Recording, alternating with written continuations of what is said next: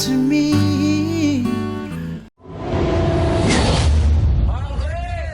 Tutorials at iba pa. Alright, so before we start, disclaimer lang, katulad ng mga previous videos ko at yung mga susunod pang gagawing tutorial, yung chords na ipapakita ko sa inyo ngayon ay base lamang sa aking nasipra or yung narinig ng aking tenga, okay? So hindi ito yung eksaktong paraan kung paano tinugtog ng composer or ng musician itong kanta na to, itong gagawin ko, okay? Sarili ko itong interpretasyon, okay? At hindi kami close ng composer or ng musician na yan, okay? So, kung okay sa inyo, give it a thumbs up and syempre please comment down below kung meron kayong mga suggestions or corrections kung meron man. But I'm confident enough na tama tong chords or usable naman siya. Pwede nyo gamitin sa kung anumang events or kung anumang trip nyo gamitin, okay? So, without further ado, simulan na natin to. Standard ang tuning natin. At for the intro, ganito siya.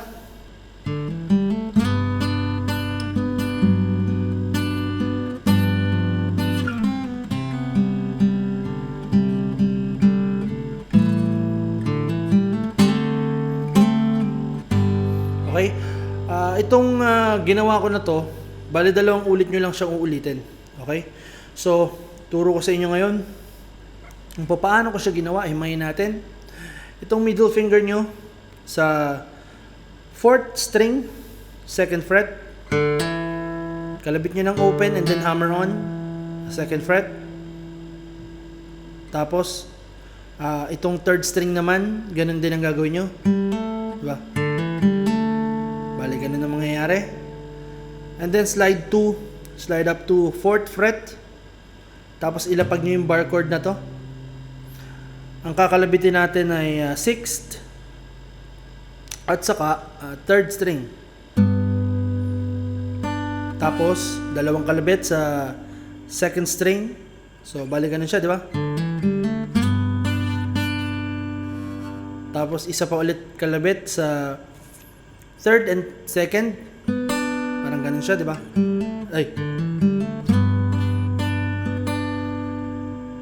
Tapos biglang pasok biglang lipat itong bali, angat nyo lang tong middle finger nyo tapos ilalapag nyo tong ring finger nyo dun sa pinag-alisan ng middle finger nyo. Okay? Tapos ang kakalabitin nyo dyan ay 6th, 4th, saka 3rd. Or pwedeng 6 saka 4th lang. Diba? Tapos may kalabit na ganun sa 3rd saka sa 2nd. Bali ganun siya, di ba? Okay? So, yan nga pala ay di ba nag-G tayo kanina? Tapos ito ay G major 7 na. Di ba may ganun? Tapos aalisin niyo yung middle finger nyo. Kakalabitin nyo dyan ay 6th, 4th, 3rd, saka 2nd. Parang ganun lang. Ito ay G7. Tapos, susundot kayo ng yung index finger nyo. Susundot nyo sa 2nd string, 1st fret.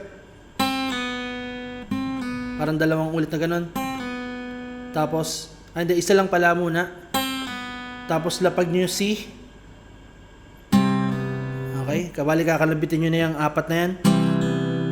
Diba? Parang ganon.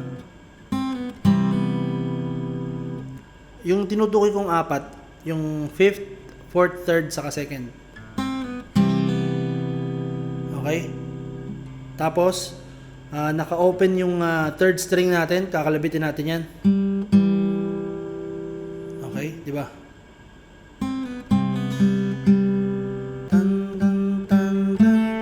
Ganun siya. Okay? Yung middle finger, inilagay natin dun sa may 3rd string, 2nd fret, di ba? Ten, ten, ten, ten. So, after that C, di ba? Tapos tatlo. Tan, tan, tan. Dito sa may 3rd string. Tan, tan, tan. Ganun siya. Tapos, A minor, 7. Isang kalabit na ganyan. Tapos, katulad nung ginawa natin kanina, hammer on dito sa may 4th string, 2nd fret. Tapos, gagawin din natin yan dito sa may 3rd string. Tapos, kakalabit tayo Di nakaganyan na siya, di ba? Pagka hammer on nyo, nakaganyan na yung position ng kamay nyo. Kakalabitin natin ngayon yung third, second, saka fourth, third, saka second string. Pero isasabayan pa natin ulit ng isang hammer on itong sa middle finger. Ayan, bali ito ay D7. Diba? Galing tayo sa A, diba? A minor, diba?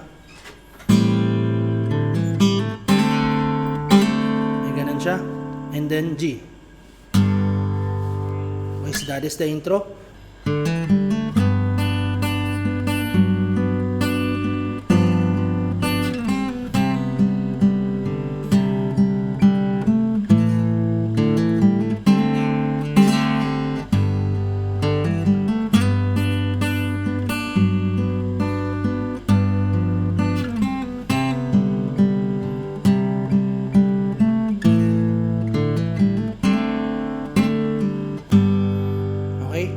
So, yan yung intro. Tapos, punta naman tayo sa may verse. Girl, you are to me. Bale, G siya. Tapos, gumawa tayo ng chord na D. Tapos, isasama pa rin natin tong bass note ng G. Ito ay D over G. Tapos, D minor lang. Tapos over G. Yung bass note na kakalabitin natin is G pa rin, di ba? Girl, you are to me. Oh. Okay? And then C over G. Bali C lang siya na nilagyan lang natin ang bass note ng G. Woman should be. And then tanggalin nyo lang yung bass note. Gagawin lang natin yung C. I dedicate my life. A minor 7. And then D. To you always. G. Okay? So buuin natin yung male part na to. Girl, you are to me all that a woman should be. And I dedicate my life to you. Then same chords lang din ang gagamitin natin dito sa may female part. A love like yours is rare. It must have been sent from up above. And I know you'll stay this way for always. Okay? And then, punta na tayo sa may pre-chorus. Yung pre-chorus naman ganito. And we both know that our love will grow and forever it will be you and me.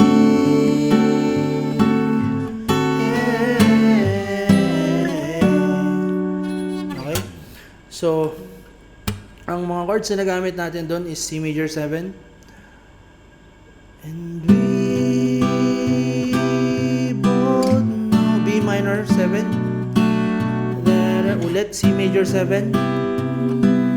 Will grow B minor 7. Tapos A minor 7 and 4 B minor 7. And then C minor 7 forever. Okay, malilito dito kanina C major 7, ganito yung chord. And then yung ngayon, yung C minor 7. And forever it will be G sharp or A flat. It will be you and me. Ito ay D7. Iba-bar chord na natin siya imbis na dito. Kasi may gagawin pa tayong para mas madali siya para sa susunod na chord, di ba? You and me. Hey. Tapos papasok itong C over E. Bali yung Di ba ganito yung C? Itong part na to, kukunin natin tapos lalagyan natin ng bass note na E.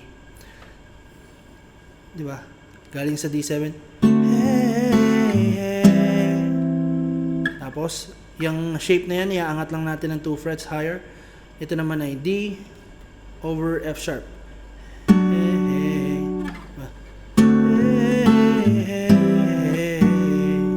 Okay?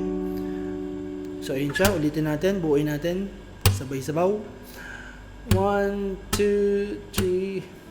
And we both know that our love will grow and forever it will be you and me.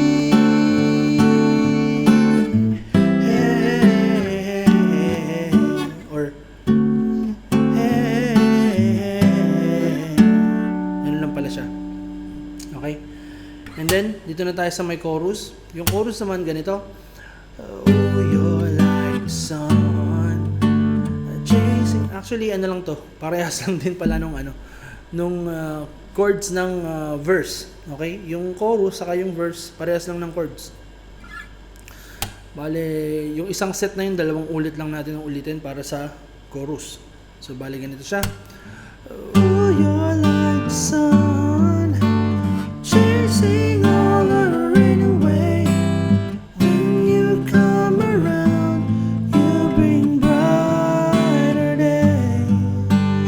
You're the perfect one for me, and forever will be.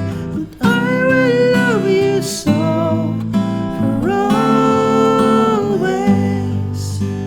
Okay? So that is the chorus. Parehas lang ng verse. Then after that, verse 2, male and female part pa rin. Same chords pa rin. Come with me, my sweet. Let's go make a family.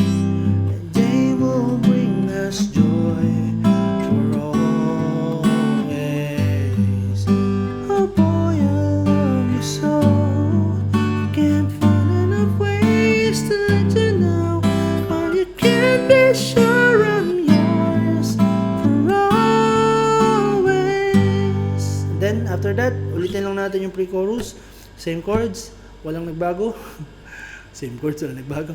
And we both know that our love will grow.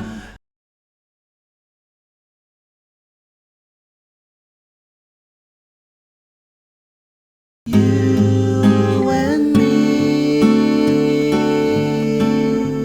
Hey. And then chorus. So alam niyo na yan. Yung buong chorus na yan, di ba? Oh, yeah, like a sun. Tapos, and I will love you so for always. Buo yan, buong chorus. And then after that chorus, meron siyang interlude. Which is yung chords naman na gagamitin natin ay yung sa pre-chorus. Bale, buong pre-chorus na yun yung gagawing interlude. So parang tatanggalin lang natin yung kanta. Diba? Diba after that chorus, and I will love you so for always.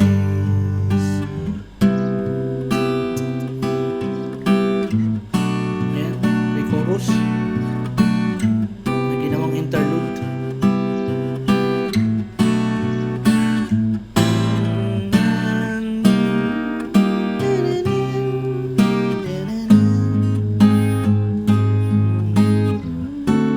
Meron palang lyrics to yung hey hey hey. Hey hey hey. So, doon lang siya. Nagkaroon ng lyrics sa part na yon, and then ulit lang din yung chorus. Same chords, same chorus, buo ulit. Reviewin lang natin. Oh, you're like the sun chasing all of the rain away. When you come around, you bring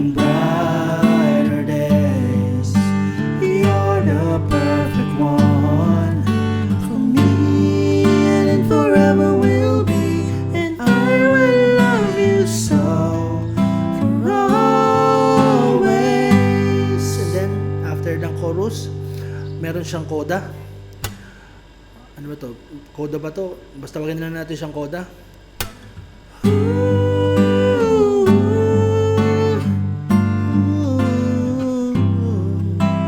And I will love you so for always. Parang ulitin lang natin siya hanggang mag-fade. Bale, 2 ulit lang maximum. So yung chords na ginamit dyan is same lang din nung verse at nung chorus. G.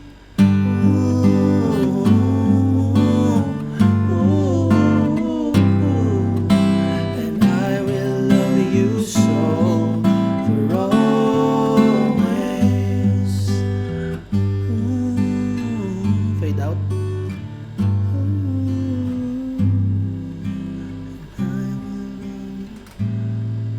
So yun.